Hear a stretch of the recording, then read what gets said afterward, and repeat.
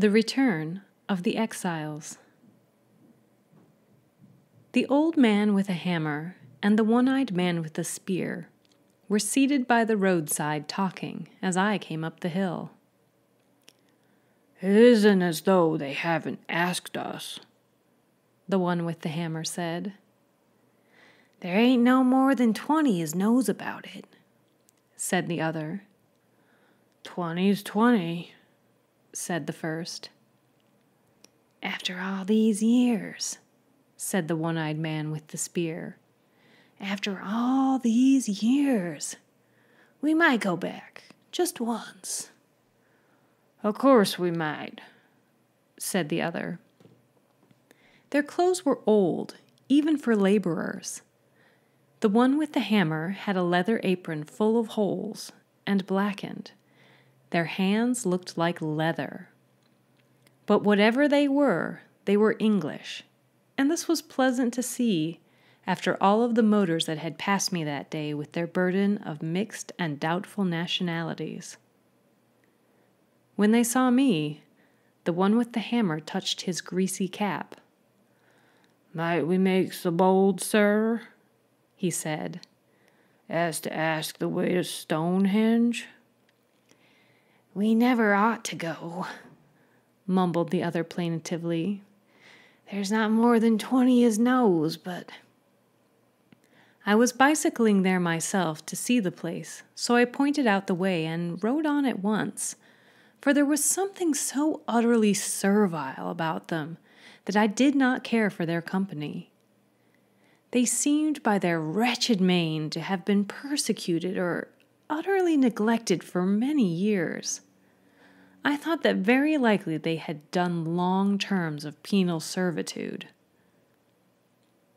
When I came to Stonehenge, I saw a group of about a score of men standing among the stones.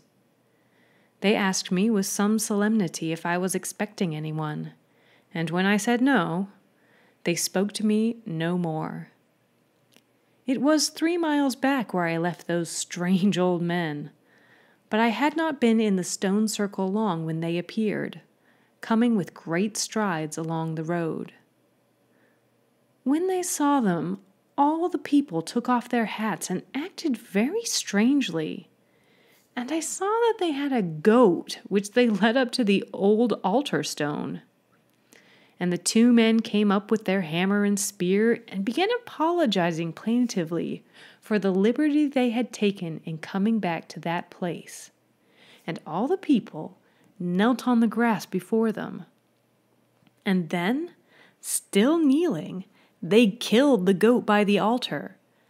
And when the 2 old men saw this, they came up with many excuses and eagerly sniffed the blood. And at first, this made them happy. But soon, the one with the spear began to whimper. "It used to be men," he lamented. "It used to be men." And then the 20 men began looking uneasily at each other, and the plaint of the one-eyed man went on in a tearful voice, and all of a sudden they all looked at me. I do not know who the 2 old men were, or what any of them were doing, but there are moments when it is clearly time to go, and I left them there and then. And just as I got up on my bicycle, I heard the plaintive voice of the one with the hammer apologizing for the liberty he had taken in coming back to Stonehenge. "But after all these years," I heard him crying. "After all these years." And the one with the spear said, "Yes, after 3,000 years."